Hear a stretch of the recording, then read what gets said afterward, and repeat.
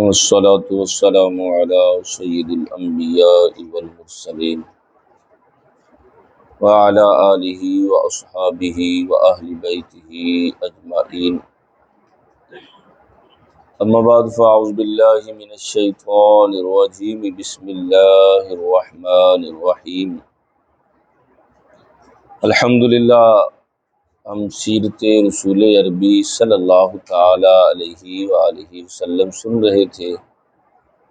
یہ 12 روز سیرت کانفرنس آج اس کا آخری دن ہے، اور ظاہر ہے کہ ہم آقا کریم علیہ الصلوۃ والسلام کی ساری سیرت نہ بیان کر سکتے ہیں نہ سن سکتے ہیں. آقا کریم علیہ الصلوۃ والسلام کی حقیقت میں زندگی کا جو ایک دن ہے، اس ایک دن کو بھی صحیح معنوں میں ہم بیان نہیں کر سکتے. وہ کمالات، وہ اوصاف، یہ ہے صرف تھوڑی سی معلومات. آپ کہیں کما حقہ، جیسے اللہ کے رسول صلی اللہ تعالی علیہ وسلم نے زندگی گزاری ویسے بیان کی جائے تو ایسا یوں سمجھ لے ممکن ہی نہیں ہے. 1400 سال سے زیادہ عرصہ ہو گیا، آج تک علماء کرام لکھ رہے ہیں اور مزید لکھتے رہیں گے، پھر بھی آقا کریم علیہ الصلوۃ والسلام کے اوصاف مکمل نہیں ہوئے. تو ہم چند منٹوں میں کیا کہیں کہ ہم سرکار کی پوری سیرت سن لی، مکمل اوصاف سن لی؟ ایسا نہیں. تو ہم سیرت النبی صلی اللہ تعالی علیہ وسلم میں جو ہے وہ مدینۃ المنورہ میں پہنچ چکے تھے. میں نے عرض کیا کہ مدینۃ المنورہ کے اندر مسلمانوں کو بظاہر جو ہے وہ جسمانی تکالیف تو نہیں تھی، لیکن یہودیوں کی طرف سے ذہنی ٹارچر تھی. طرح طرح کے اعتراضات، طرح طرح کی باتیں.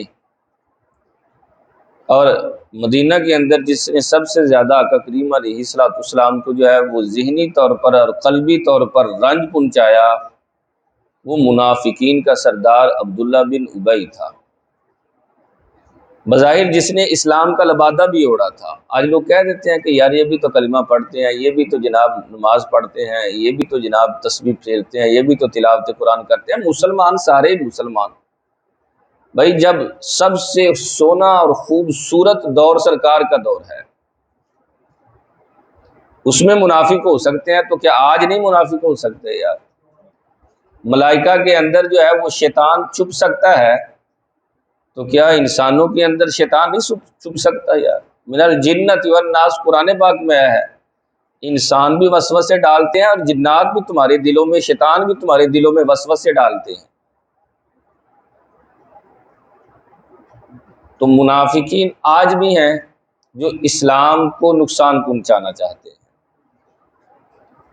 اور آپ دیکھتے نہیں اب مسلمان کس قدر ٹوٹ پھوٹ کا شکار ہو چکے ہیں، اور آئے دن نیا فرقہ، آئے دن نیا فتنہ، آئے دن نئی معلومات جو ہے وہ مل رہی ہوتی ہے. اب تو لوگ اس قدر بے باکی میں بڑھ گئے. معاذ اللہ ابھی کل ہی جو ہے وہ مجھے کسی نے کلپ سینڈ کیا کہ کراچی کے اندر ایک شخص نے جو ہے وہ نبوت کا دعویٰ کر دیا کہ میں نبی ہوں، مجھے آ کر مانو میں ہی آخری نبی ہوں. معاذ اللہ. یہ اس صورت میں ہوتا ہے کہ جب بے باکیاں بڑھ جائیں. انسانوں کے اندر جو ہے وہ آقا کریم علیہ الصلوۃ والسلام کی محبت نکل کر بے ادبی جب آ جاتی ہے نا، وہاں ایسے جو ہے وہ مناظر دیکھنے کو ملتے ہیں. چونکہ ہمارے ہاں سوشل میڈیا ہے اور ہر کوئی جو ہے خود سے ہی جو ہے وہ مفسر بھی ہے، محدث بھی ہے، محقق بھی ہے، مدبر بھی ہے. جناب وہ کہتا ہے جو میری تحقیق ہے نا وہ کسی اور کی نہیں ہے. اور ہمارے ہاں بولے والے مسلمان ہوتے ہیں، اس کو کہا جائے نا یہ کام کیوں کر رہے ہو؟ جی میں تحقیق کر چکا ہوں، مجھے پتہ ہے کہاں سے تحقیق کی ہے. عربی دان ہو، عربی پڑھ لیتے ہو، قرآن کا ترجمہ آتا ہے، صحیح معنوں میں عربی کو سمجھ لیتے ہو. نہیں جی وہ فلاں سے سنا تھا. بھائی پھر تیری تحقیق تھوڑی ہے، وہ تو اس کی تحقیق ہے، تو نے تو صرف اس سے سنی ہے. ہو سکتا ہے اس کی تحقیق غلط ہو. جس پر سواد اعظم ہے، جس پر بڑا گروہ ہے، وہ سارے کے سارے غلط ہو گئے اور تو اکیلا ہی ٹھیک ہو گیا. بند کمرے میں لوگ شور ڈالتے ہیں اور پھر کہتے ہیں جی ہم ٹھیک ہیں باقی سارے غلط ہیں۔ 1400 سال سے جو امت جس مذہب پر، جس طریقے پر، جس انداز پر چلی آ رہی ہے، آج اتنے فتنے اٹھ رہے ہیں، وہ کہتے ہیں نہیں وہ غلط ہے میں ٹھیک ہوں۔ نبی کریم صلی اللہ تعالی علیہ وسلم نے اس زمانے کے بارے میں پہلے ہی خبر دی تھی، فرمایا میرے صحابہ ان قریب ایک زمانہ، ایسا زمانہ آنے والا ہے لوگ اگلوں کو غلط کہیں گے اور اپنے سے پہلے لوگوں پر معاذ اللہ لعنت کریں گے۔ آج بزرگان دین کو بدنام نہیں کیا جا رہا، آقا کریم علیہ الصلوۃ والسلام کی امت کے اولیاء کا نام لے کر جو ہے وہ معاذ اللہ جو ہے طعن و تشنیع کی جا رہی ہے، اور ان کی طرف منسوب باتیں کچھ غلط منسوب ہیں، اور جو صحیح انہوں نے ارشاد فرمائی تو کہا جاتا کہانیاں نہیں تھی۔ وہ کچھ تو خیال کرو یار، امت کو اس قدر مضطرب کر دیا ہے، لوگوں کے دلوں میں اتنے وسوسے ڈال دیے ہیں، عجیب سی کیفیت ہو گئی ہے، اب لوگوں کو سمجھ نہیں آ رہی کس طرف جائیں، کس کی مانیں۔ یہ بھی مولوی ہے یار، یہ بھی کبے جبے والا دستار پہنی ہے، یہ بھی قرآن پڑھ رہا ہے، یہ بھی قرآن پڑھ رہا ہے۔ یقین مانے امام حسین کو کوئی شک نہیں ہوا تھا جب یزید کے سامنے آئے تھے نا، حالانکہ یزید بھی قرآن پڑھ رہا تھا، اور یزید کی لمبی چوڑی داڑھی، یزید جمعہ پڑھاتا تھا۔ امام حسین نے کہا یار یہ تو جمعہ پڑھاتا ہے، یہ تو قرآن پڑھتا ہے، ہاں یہ تو اللہ رسول کی باتیں بھی کرتا ہے۔ فرمایا نہیں یہ غلط ہے۔ معیار کیا تھا؟ معیار عشق رسول رکھا ہے اب، کہ جس کے دل میں عشق رسول ہی نہیں ہے وہ بظاہر قرآن پڑھتا بھی رہے تو فرمایا اس کا قرآن پڑھنا ہی نہیں ہے۔ نبی کریم صلی اللہ تعالی علیہ وسلم نے بذات خود قیامت کی خبریں دیتے ہوئے ارشاد فرمایا میرے صحابہ آخر امت میں ایک ایسا گروہ آئے گا جو کثرت کے ساتھ قرآن کی تلاوت کرے گا لیکن قرآن ان کی حلقوں سے نیچے نہیں اترے گا۔ عرض کیا رسول اللہ ایسے لوگ بھی ہوں گے؟ قرآن بھی پڑھیں اور پھر قرآن حلق سے نیچے نہ اترے، کون لوگ ہوں گے؟ فرمایا ان کی کچھ نشانیاں بھی ہیں، باقاعدہ سرکار نے نشانیاں بیان کی، نام۔ اب چونکہ ہمارے ہاں چونکہ میرا ایک اپنا انداز ہے، وہ علامتیں اور وہ نشانیاں بیان کروں تو ہو سکتا ہے آپ کے ذہن میں آئے کہ یار یہ کس طرف جا رہے ہیں، اپنا انداز ہے، اپنا رنگ ہے، لیکن آقا کریم علیہ الصلوۃ والسلام نے بیان فرمائی ہے تو کچھ اختصار کے ساتھ عرض کر دیتا ہوں کہ ہے حدیث پاک۔ فرمایا عمومی طور پر وہ سارے منڈانے والے ہوں گے، حلق کروا کے رکھیں گے۔ صحابہ نے عرض کی مزید کھول کر بیان فرمائیں، آقا کریم علیہ الصلوۃ والسلام نے ارشاد فرمایا وہ شلواریں جو ہے وہ بہت زیادہ اونچی رکھنے والے ہوں گے۔ مزید سرکار نے اور بھی نشانیاں بیان کی۔ تو بھائی پہلا معیار، پہلی چیز جو کسی عالم کو پرکھنے کے لیے ہونی چاہیے وہ عشق رسول ہونا چاہیے، کہ اس کے اندر آقا کریم علیہ الصلوۃ والسلام کی محبت ہے یا نہیں، اور یہ عقائد اہل سنت پر کاربند ہے یا نہیں۔ کہیں ایسا نہ ہو کہ وہ آگے جا کر جو ہے وہ معاذ اللہ، آپ نے دیکھا نہیں آج کتنے سارے لوگ ہیں صحابہ کا نام لے کر صحابہ کو برا کہتے ہیں۔ بھائی تیری ایسی تحقیق کی اوپر لعنت ہے کہ جو تو صحابہ پر ہی بھونکنے لگ جائے، جنہوں نے سب کچھ اللہ رسول صلی اللہ تعالی علیہ وسلم عز و جل کی رضا کے لیے سب کچھ قربان کیا ہے، اور جن کے متعلق میرے رب نے فرمایا رضی اللہ عنہم ورضوا عنہ، اللہ ان سے راضی ہے اور یہ اللہ سے راضی ہیں۔ پھر فرمایا وَكُلًّا وَعَدَ اللَّهُ الْحُسْنَىٰ، اے محبوب میں نے تیرے سارے غلاموں کے ساتھ جنت کا وعدہ کر لیا ہے۔ بھائی جن کے ساتھ جنت کا وعدہ ہے، تو آج تاریخ کی 2 کتابیں پڑھ کے اور وہ تاریخ اور یہاں قرآن صحابہ پر بھونکنے لگ جائے تو ایسی تحقیق پر لعنت ہے۔ ایسے بندوں کو سننا سنانا حرام ہے۔ یاد رکھیں یہ مسئلہ میں نے متعدد مرتبہ عرض کیا ہے، جو مسئلہ ہے وہ تو بیان کرنا ہے، چونکہ یہ مسند ہی ایسی ہے، یہ مسلح ایسا ہے، اس بات کا تقاضا کرتا ہے کہ دین کو چھپایا نہ جائے، کھول کے بیان بھی کیا جائے۔ امام اہل سنت امام احمد رضا خان علیہ رحمت الرحمن فتاوی رضویہ کے اندر فرماتے ہیں جو غیر عالم ہے، عالم دین نہیں، اس کے لیے بد مذہبوں اہل سنت کے علاوہ جو دوسرے لوگ ہیں ان کا بیان سننا سنانا، ان کی کتاب پڑھنا پڑھانا، ان کی مجلس میں جانا سب حرام کا کام ہے۔ پوچھا کہ حضرت وہاں قرآن بھی تو پڑھتے ہوں گے، وہاں اللہ رسول کی بات بھی تو کرتے ہوں گے، اور میں تمہیں نہیں ہے سمجھے، وہ اللہ رسول کی بات کے ساتھ اپنی بات بھی ملا دیتے ہیں۔ قرآن کی آیت پڑھیں گے لیکن ترجمہ اپنے اعتبار سے کر دیں گے، تمہیں کیا پتا کہ وہ کیا بیچ رہے ہیں، کس چیز کو سیل کر رہے ہیں، تمہیں نہیں ہے سمجھ۔ لہذا غیر عالم دین کا جو ہے یہ میں دیکھا تو صحیح کہیں دے کی ہے، نہیں بھائی یہ اجازت نہیں ہے، حرام کام ہے۔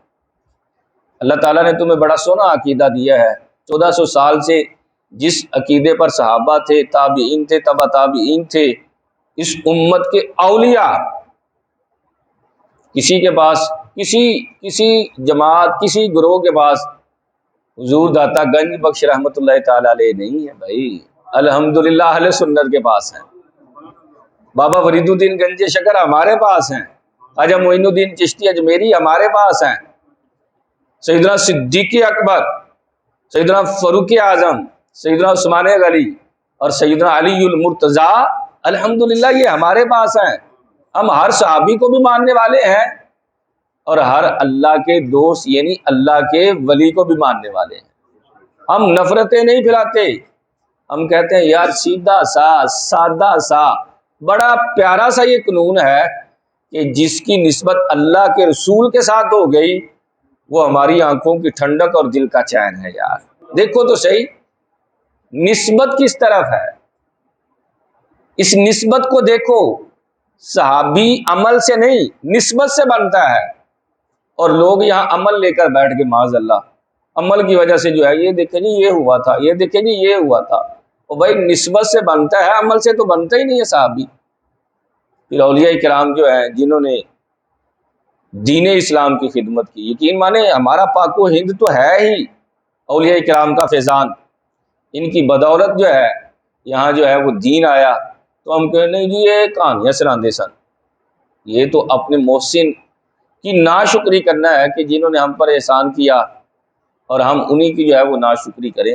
تو اس بات کو لازم پکڑ لیں کہ یار مذہب حق کا، یقین مانے نا میں 100% نہیں کہتا بلکہ 112% کہتا ہوں کہ صرف سچا مذہب جو ہے وہ دین اسلام، اور دین اسلام کے اندر اہل سنت و جماعت حنفی بریلوی لوگ ہیں، ذرا برابر بھی اس میں شک نہیں، ذرا ہوتا نا تھوڑا سا شیبہ جناب تھوڑا سا شک، ذرا برابر بھی نہیں۔ الحمدللہ الحمدللہ اتنا اعتماد ہے، اتنا یقین ہے، مصلی رسول پر بیٹھ کر یہ عرض کرو یقین مان، اس سے ذرا بھی ادھر ادھر ہٹے تو گمراہی ہے۔ اہل سنت کے ہی عقائد پر مضبوطی سے قائم رہنا ہے، اس کے علاوہ تھوڑا سا بھی ادھر چلے گئے تو گمراہی ہے، اس کے علاوہ اور کچھ نہیں ہے۔ اور اللہ رب العزت نے قرآن پاک میں ارشاد فرمایا کہ اللہ جسے چاہتا ہے ہدایت دیتا ہے، پھر جسے چاہتا ہے گمراہ کرتا ہے۔ تو یہ اسلام کے اصول ہیں، اسلام کے قوانین ہیں، ان اصول اور ان قوانین کے ساتھ نہیں کھیلنا چاہیے۔ تو ہم مدینۃ المنورہ سیرت النبی صلی اللہ تعالیٰ علیہ وسلم کے اندر جو ہے وہ مدینۃ المنورہ پہنچ چکے تھے۔ میں نے عرض کیا کہ جس نے سب سے زیادہ آقا کریم علیہ الصلوۃ والسلام کو قلبی طور پر رنج پہنچایا اس کا نام تھا عبداللہ بن ابی، اور یہ تھا منافقوں کا سردار۔ شروع میں تو کھل کر مخالفت کر رہا تھا، لیکن بعد میں جب دن بدن اسلام بڑھتا چلا گیا اور نبوت کے سورج کی روشنی ہر گھر میں پہنچنے لگ گئی نا، اب یہ کچھ پریشان سا ہو گیا کہ اب میں کھل کر مخالفت کروں۔ اب کھل کر تو مخالفت نہیں کر سکتا، کہیں ایسا نہ ہو کہ میرا ہی بیٹا جو ہے میرے سامنے آ جائے۔ بلکہ عجیب بات ہے یار، عبداللہ بن ابی منافقوں کا سردار ہے اور اس کا اپنا بیٹا پکا سچا عاشق رسول ہے۔ اللہ اکبر، بڑا عاشق رسول تھا، اس کا خود اپنے ہی باپ کی گستاخیوں پر خون کھولتا تھا، اور بار بار بارگاہ رسالت میں عرض کرتا یا رسول اللہ مجھے اجازت دے میں اپنے باپ کا سر قلم کر کے یعنی کاٹ کے آپ کی بارگاہ میں پیش کر دوں۔ اللہ کے رسول صلی اللہ تعالی علیہ وسلم کی شان کریمی پر قربان جاؤں، فرماتے لا لیکن بر اخی کا، اے میرے پیارے صحابی نہیں نہیں، تو اپنے والد صاحب کے ساتھ پھر بھی اچھا سلوک کیا کر، جو بہت زیادہ تکلیف دیتا ہے اللہ کے رسول اس کے ساتھ بھی، اپنے والد کے ساتھ بھی جو ہے فرما رہے ہیں کہ اچھا سلوک کر۔ بلکہ عبداللہ بن ابی وہ شخص ہے کہ جس کے جنازے میں سرکار تشریف لے کر آئے تھے، جنازے میں آپ کے بیٹے نے یعنی عبداللہ بن ابی کے بیٹے نے اگر عرض کی کہ اللہ کے رسول صلی اللہ تعالی علیہ وسلم مجھے نہ چادر عطا فرما دے کہ میں اپنے باپ کے جنازے میں دوں، تو کفن کے لیے سرکار نے چادر بھی عطا فرمائی۔ صحابہ نے عرض کیا رسول اللہ وہ پکا منافق، سرکار نے فرمایا یار اس کا احسان تھا جب غزوہ بدر کے دن میرے چچا کو یہاں جو ہے وہ قید کیا گیا تھا حضرت عباس کو، تو کسی کی قمیض ان کو پوری نہیں آتی تھی کیونکہ وہ دراز کا تھے، یہ بھی دراز کا تھا، تو اس نے اپنی قمیض دی تھی، تو میں تو کسی کا بدلہ، میں تو کسی کا احسان رکھنے والا ہی نہیں، میں نے بدلے کے طور پر جو ہے وہ قمیض دی۔ پھر سرکار جنازے میں شرکت کے لیے آ رہے تھے، سیدنا فاروق اعظم رضی اللہ تعالی عنہ نے آگے بڑھ کر عرض کیا رسول اللہ پکا منافق ہے نہ جائیں، تو آقا کریم علیہ الصلوۃ والسلام نے فرمایا یار ابھی مجھے منع نہیں کیا گیا، ابھی مجھے روکا نہیں گیا۔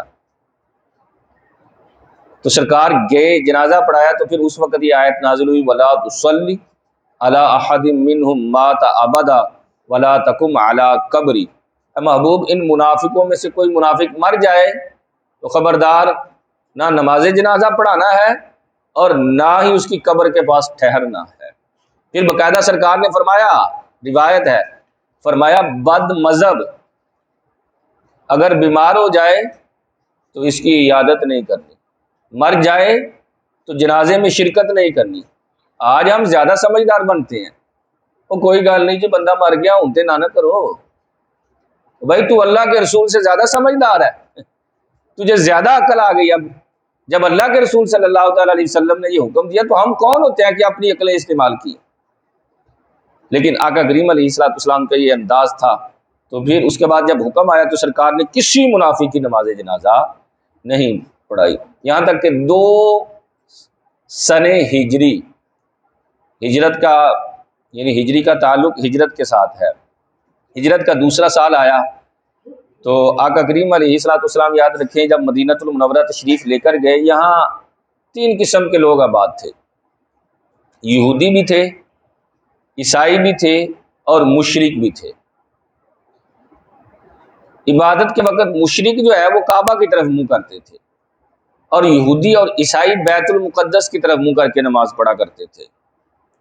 آقا کریم علیہ الصلوۃ والسلام مشرکین کی بنسبت اہل کتاب کو ترجیح دیتے تھے، کیونکہ ان کے پاس کتاب تو ہے، کچھ نہ کچھ ہی عمل کرتے ہیں، ٹھیک ہے ان کے عقیدے بگڑ چکے ہیں، انہوں نے کتاب کے اندر تحریف کر دی، تبدیلی کر دی کہ معاذ اللہ اللہ کو جو ہے وہ اللہ کے شریک ٹھہرا لیے کہ حضرت عیسیٰ علیہ الصلوۃ والسلام کو خدا کا بیٹا یا حضرت عزیر علیہ الصلوۃ والسلام کو خدا کا بیٹا کہہ دیا، لیکن کتاب ہے تو صحیح نا، تو ان کو سرکار ترجیح دیتے تھے کچھ معاملات میں، کیونکہ وہ بیت المقدس کی طرف منہ کرتے تھے، تو سرکار صلی اللہ تعالی علیہ وسلم نے جو ہے وہ بیت المقدس کی طرف منہ کر کے نماز پڑھنا شروع کی۔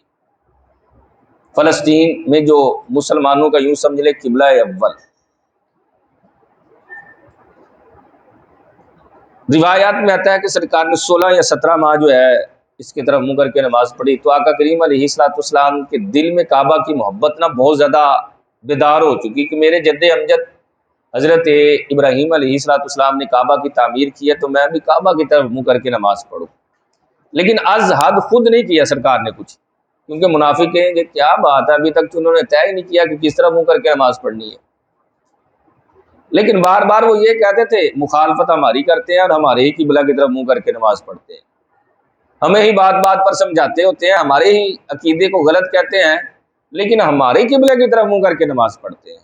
اللہ اکبر، بار بار دل آزاری کے یہ لفظ سن کر نا آقا کریم علیہ الصلوۃ والسلام ظہر کی نماز پڑھا رہے تھے اور دوران نماز قد نرا تقلب وجهک فی السماء، آسمان کی طرف دیکھا تو اللہ رب العزت نے آیات کا نزول فرمایا. فرمایا محبوب ہم دیکھ رہے ہیں آپ کا بار بار آسمان کی طرف منہ اٹھانا. دل کے اندر جو خیال ہے نا ہم اس سے بھی آگاہ ہے. ابھی نماز کی 2 رکعتیں پڑھی تھی تو فرمایا جو ہے فول وجہک شطر المسجد الحرام، اے محبوب میری عبادت تو بعد میں پوری ہوگی، پہلے تیری چاہت پوری ہوگی. ابھی نماز کے دوران ہی قبلہ کی طرف منہ کر لو. اللہ اکبر. میرے امام اہل سنت فرماتے ہیں خدا کی رضا چاہتے ہیں دو عالم، خدا کی رضا چاہتے ہیں دو عالم، خدا چاہتا ہے رضائے محمد. باقاعدہ قرآن